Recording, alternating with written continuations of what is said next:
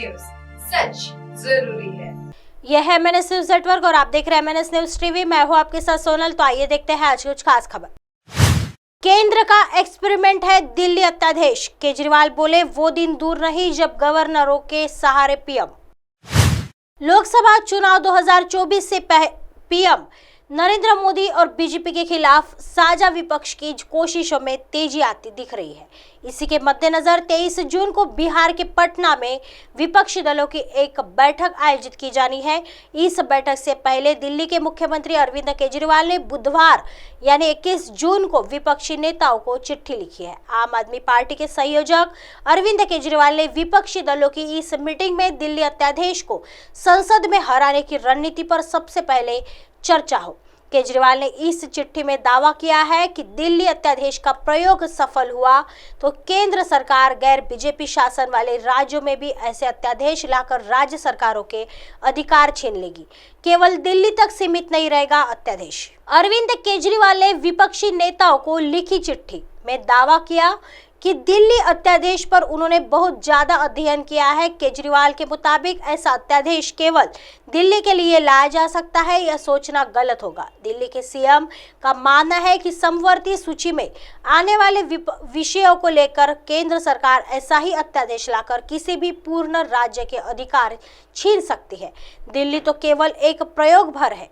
केजरीवाल दिल्ली के सीएम ने दावा किया, केंद्र सरकार ने दिल्ली अध्यादेश के सहारे एक प्रयोग किया है। अगर वो इसमें सफल हो जाती है तो फिर एक एक कर सभी गैर बीजेपी राज्यों के लिए समवर्ती सूची के तहत आने वाले विषयों पर अध्यादेश जारी कर राज्यों के अधिकार छीन लिए जाएंगे। इसीलिए सभी पार्टियां मिलकर इसे किसी हालात में संसद में पास न होने दे। खत्म हो जाएगा जनतंत्र। आम आदमी पार्टी केजरीवाल ने चिट्ठी में दावा किया कि दिल्ली अध्यादेश लागू होने के बाद राज्य में जनतंत्र खत्म हो जाएगा। इसके बाद दिल्ली की जनता जो भी सरकार चुनेगी उसके पास कोई ताकत नहीं होगी। गवर्नर के जरिए केंद्र सरकार दिल्ली की सरकार चलाएगा। चाहे किसी भी पार्टी की सरकार चुनी जाए, दिल्ली के बाद अन्य राज्यों में भी यही होगा।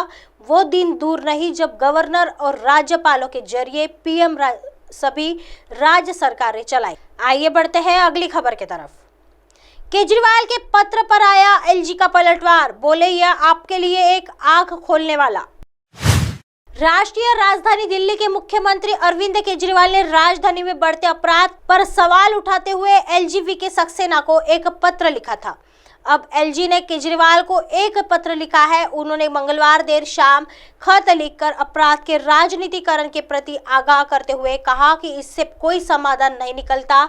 सतर्कता के बाद भी अपराध की घटनाएं हो रही है। एलजी ने पत्र में कहा, मैं इस मौके पर यह भी उजागर करना चाहता हूं कि अपराध का राजनीतिकरण करना इन दिनों तकरीबन एक आदत बन गया है, जबकि यह कोई समाधान नहीं देता है। यह पीड़ित और उनके परिवार को अपराध को प्रोत्साहित करने के अतिरिक्त परिहार या पीड़ा पहुंचाता है। दरअसल केजरीवाल ने 19 जून को सक्सेना को एक खत लिखा था जिसमें अपराध के खतरनाक उछाल पर का मामला उठाया गया था। साथ ही उन्होंने एलजी एवं मंत्रिमंडल के साथ एक बैठक का सुझाव भी दिया था। एलजी ने कहा कि मीडिया गैलरी का लाभ उठाने के लिए आपके और आपकी पार्टी के लिए सियासी अवसर पैदा करने की जगह एक सार्थक चर्चा के लिए आपका और आपकी मंत्रिपरिषद का मुझसे मिलने के लिए वास्तव में स्वागत है। आइए बढ़ते हैं अगली खबर की तरफ। सीएम अशोक गहलोत की घोषणा, 2200 रिसर्चर्स को मिलेगी हर महीने 20,000 रुपए की फेलोशिप। राजस्थान के सीएम अशोक गहलोत ने राज्य के कॉलेजों और विश्वविद्यालयों के लगभग 6,000 शोधकर्ताओं को फेलोशिप देने की घोषणा पूरी कर ली है। मुख्यमंत्री ने रुपए की आर्थिक सहायता और प्रोत्साहन राशि प्रदान की है। 62.30 करोड़ के वित्तीय प्रस्ताव को मंजूरी दी गई है। राज्य सरकार से सहायता प्राप्त सरकारी महाविद्यालयों और विश्वविद्यालयों के लगभग 2,200 शोधार्थियों को प्रति माह 20,000 रुपए की फेलोशिप दी जाएगी। इसके लिए 52.80 करोड़ स्वीकृत किए गए हैं।